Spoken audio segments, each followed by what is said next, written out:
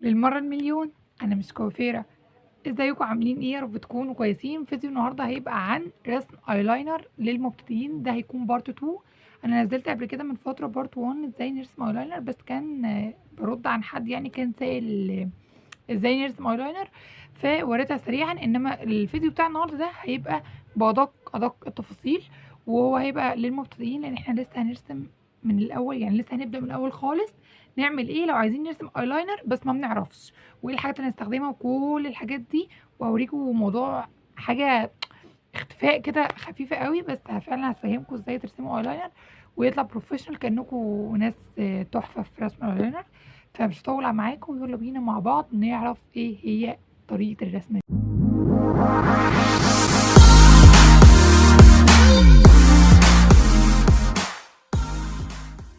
عشان الموضوع هيكون مطول شويه واحنا لسه هنحكي وهنوصف وهنرسم ستيب ستيب، فانا عملت معايا كوبايه قهوه قلت عشان اشربها واعرف ارسم البتاع ونبدا مع بعض. طيب اول حاجه، انتي واحده لسه ما تعرفيش اي حاجه في اي حاجه في الميك اب وعايز ترسمي ايلاينر، ابسط ايلاينر هتعرفي ترسميه اللي هو بيبقى خط كده، بيبقى لاين فوق العين من غير الوينج. طب انا ما بيليقش في عيني، ما بيليقش في عيني اللي هي اللاين ده، عايز ارسمه بوينج. هنعمل ايه؟ في حاجه كده انا عامه جايبه بديل ليها، وممكن تستخدمي البديل ده عادي لو انت ما معكيش فلوس تجيبيه. هو لزق كده بيبقى في المحلات اللي هي بتبيع اكسسوارز وحاجات زي كده، بيبقى اللزق ده بتاع الميك اب، هنحطه هنا عشان نعرف نرسم اللاين بتاع الايلاينر. طيب لو ما عندكيش اللزق ده، انا جبت اللزق العادي بتاعنا ده، هلزقه على عيني، هروح الزقه وهجيلكوا تاني. اهو اللزق العادي، مش لا سحر ولا شعوذه، هلزقه واجي. طبعا انا بتاسف عن المنظر اللي انا عيني مشدوده قوي، بس انا عايزه انجز معاكم بسرعه عشان ما نحاولش ان احنا حاطه مرايه هنا، بس ما تفكروش ان انا ببص لنفسي يعني. فهنحاول ان احنا ننجز الحوار بسرعه عشان جفن نفسه ما يتعبناش من النيله اللي احنا عاملينها دي. طيب ايه الايلاينر اللي انا بحبه او اللي انا هستخدمه؟ هو بتاع بريتي وومن ده ديب لاينر. انا ولا بحب الاقلام، يعني ممكن اقول لكم ان انا بحب الجل شويه، بس المفضل الفيف بالنسبه لي هو ال الديب لاينر ده. اوكي هنعمل ايه؟ هنفتحه عادي، انا عايزه اوريه لكم برده من جوه. هو انا على فكره كنت مطلعاه قبل كده في الفيديو اللي فات معايا، انا عماله مش بس عشان عيني مشدوده. وقلت ان انا بحبه جدا، انا عامه بحب اللي هي الحاجات الديب دي. اوكي ده شكله. طيب هنعمل ايه؟ انا بس هملى هنا عشان مش هعرف املاها في الكاميرا. هملى يعني هعمل هنا اللاين صغير وهجيلكوا تاني. طيب انا عارفه ان انا دي لازقاها غلط، انا بس عملت اللاين واحد كده اهو، عملته على ال بتاع بالظبط. اهم حاجه في الموضوع ده كله اللزقه اللي انت لزقتيها تلزقيها بالظبط زي ما انت عايزه. انت عايزه اللاين نايم كده اهو، هتعمليها. يعني انا عملت الاتنين دول عشان اوريكم لو عايزه اللاين نايم، ولو عايزاه في مرفوع سيكه زي هنا، بصوا كده مرفوعه وكده اللاين نايم. انا مشيت بالديب لاينر على اللاين بتاع اللزق نفسه. واحد نيمته بس عملت يدوب الخط ده، واحد انا برضو مشيت على نفس اللزق وعملته كده. طيب هنعمل ايه الخطوه اللي بعدها؟ هبل الايلاينر، مش عارفه انا هعرف ارسم اصلا في الكاميرا ولا لا. ماشي، وهروح هاجي كده من اخره واروح سحبه حته لجوه. انا كل ده على اللاين بتاع اللزقه، انا ما اتحركتش غير على اللاين اللزقه نفسه. طيب انا هنا يا دوب اهو مشيت على نفس اللاين ومليتها. على فكره عايزه اقول لكم بجد هتطلع معاكم جامده قوي. ماشي، انا مشيت على نفس اللاين عادي، وهنكمل باقي العين هتمشي على اللاين. اظن بنعرف يعني نمشي لاين بس على العين. ماشي، انا هنا ما كملتهوش، مش عارفه اكمله ولا اسيبه كده، بس هكمله لكم عشان يبقى كامل. يعني هنيجي هنا بقى، دي اللي هي اللاين بتاعها نايم، يا رب الموضوع يفتح. دي اللاين بتاعه هنا، هنمشي عادي، يعني هعمل لاين عادي من هنا كده.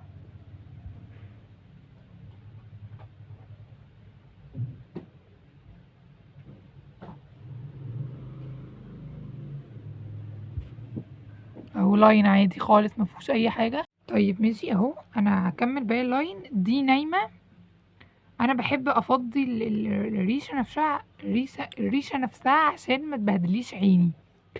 ماشي يا حبيبي بقى. اوكي اهو،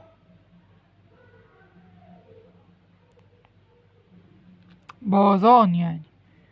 اهو هاجي اخدها من الاخر كده معاكم اهو بالكاميرا بتبكسل، ودي حاجه مش حلوه. شفتوا انا قفلتها عادي اهو وماشيه على نفس، هبعد من بعيد، على نفس اللاين بتاع اللزق نفسه اهو. ما عملتش اي حاجه، عملت اللاين فوق العادي وماشيه على اللاين، يعني عملت اللاين عادي وعملت دي على اللزقه. هعمل العين التانية عشان بقرب من الكاميرا بتبكسل وهرجع له. طيب انا كده مشيت على الاتنين، انا كده من هنا ظبطتها ومن هنا كملت اللاين من قدام. طبعا هنشيل اللازق بقى، ودي هتبقى المفاجاه عشان بس ما حدش يفتكر ان انا الرسمه طلعت مني بايظه. دي انا اللي قاصده ومنيمه اللزقه، وهنا انا رافعاها بوينج لورا كده، يعني انا ساحبه العين كده وهنا انا ساحباها على نفس منظر العين، يعني دي كده ودي كده. اوكي.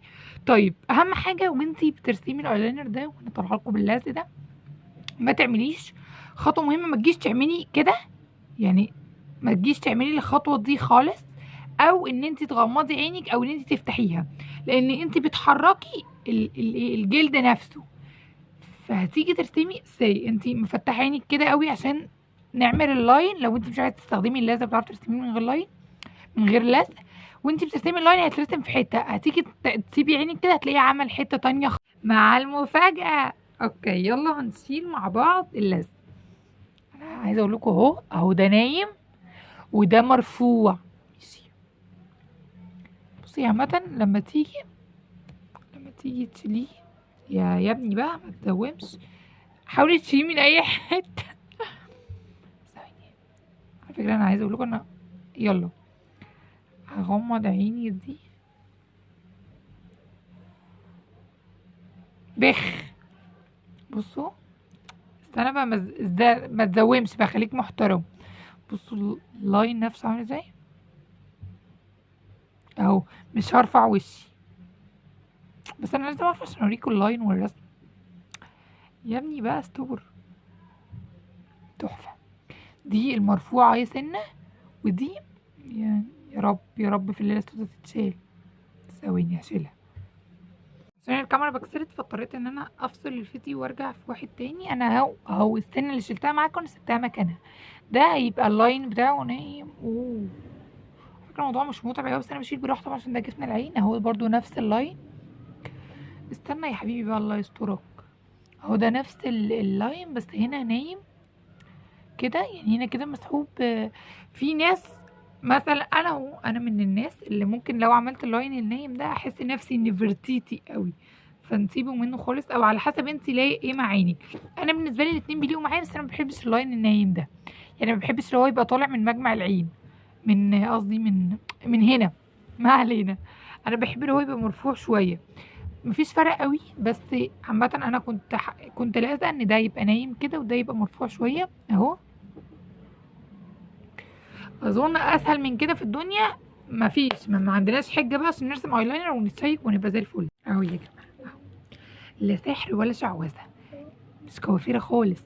بصوا اهو، استنى يا حبيبي خليك محترم اهو اهو اهو. ظبط بقى شويه الشعر اللي انا كنت لمامه. على فكره انا عايزه اقول لكم انا لما شعري كده عشان اعرف ارسم الايلاينر من غير ما يبوظ اهو. اهو الايلاينر. انا كده خلصت الفيديو، ويا رب بجد تكونوا استفدتوا. حاولت ان انا اجيب ابسط حاجه ممكن تجربيها عشان بس نطلع، يعني عشان تعملي ايلاينر بكواليتي كويسه وتحسي ان انت ما تيأسيش، لان انا عارفه ان انا شخصيا اول لما بدات ارسم ايلاينر ما كنتش بعرف اعمل الوينج ده خالص، وكانت بالنسبه لي صدمه. ومره مع مره مع مره بدات ان انا خلاص بقيت بروفيشنال في ان انا ممكن ارسمه اصلا من غير اي حاجه، يعني ممكن ارسم الايلاينر نفسه بالوينج من غير اي حاجه. فما تيأسوش وحاولوا هيجوا معاكم. انا كده خلصت الفيديو، اشوفكم في فيديو تاني جديد. باي.